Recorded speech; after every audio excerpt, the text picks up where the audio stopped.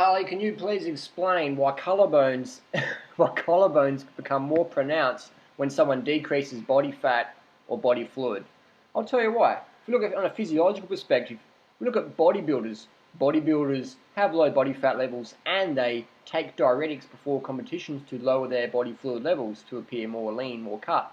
And a lot of bodybuilders take skin thinning agents, so the skin's thinner, and that appears to be more vascular and more lean and it's good for the competition standards. Not good for your health, but we're not talking about that.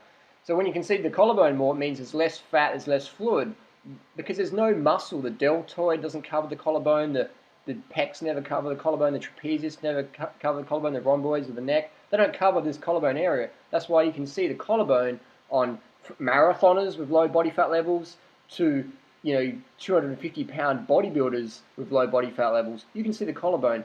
The people you can't see a collarbone on are people who have excess fat and or excess fluid. They're holding on to these things. So a lot of time when people drop fat or fluid, they're sincere but sincerely wrong. Grandparents or parents or friends or themselves might say, oh, I'm losing muscle. It's like, no, you're losing fat, you're losing fluid, and you might be shocked at how under-muscled you are, and that's driving your mindset there. Or your friends wouldn't have a clue about human physiology, so you're starting to listen to them. I'll tell you what, listen to your athletic friends who have an understanding of human physiology, and look at people in top athletic sports. That's how the human body's going to run if you do a lot of cardio or if you do a lot of weightlifting, things like that. You get bigger if you do weights. If you pick up heavy objects, the muscle gets bigger. If you do a lot of cardio, the body gets lighter, gets leaner, the bones get stronger, things like that. So again, take advice and people getting the results you desire.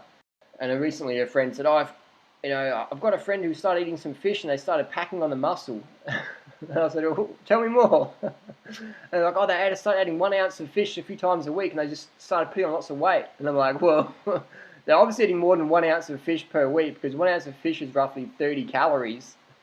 So if someone put on noticeable size, they're even adding a lot of salt to their diet, that's giving water retention, or they're taking creatine, which gives water retention, or they're eating a lot of calories from foods that they're not really proud about.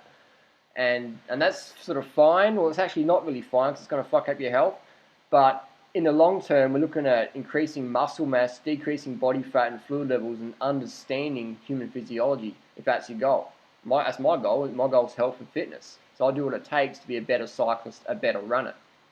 I don't spend time in the gym because putting on more muscle as a cyclist or a runner defeats the purpose. You're carrying around more muscle, it's going to drop your power to weight ratio. Sure, if I had an injury where I couldn't cycle or run, I'd probably get into the weights as my third preference there.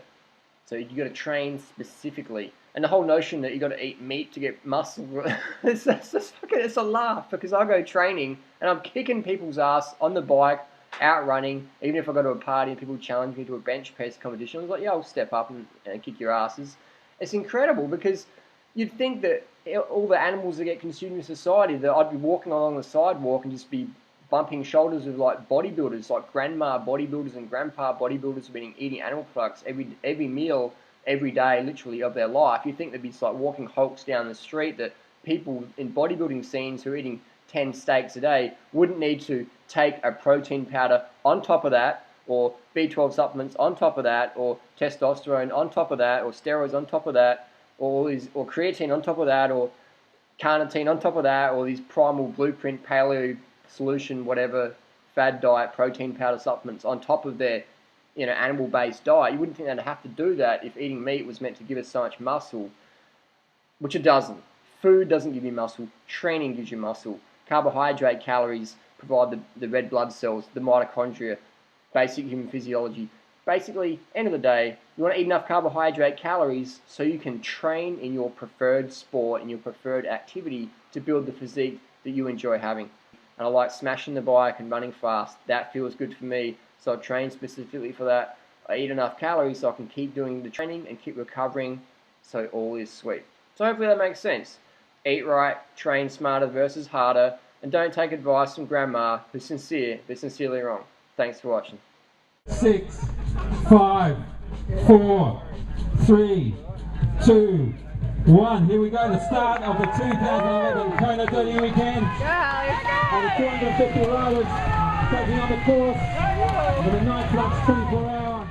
So Robert Cheek's book is a great book for people who don't want to focus on cardio, they want to focus on muscle and strength gains. Check out Robert's book at veganbodybuilding.com.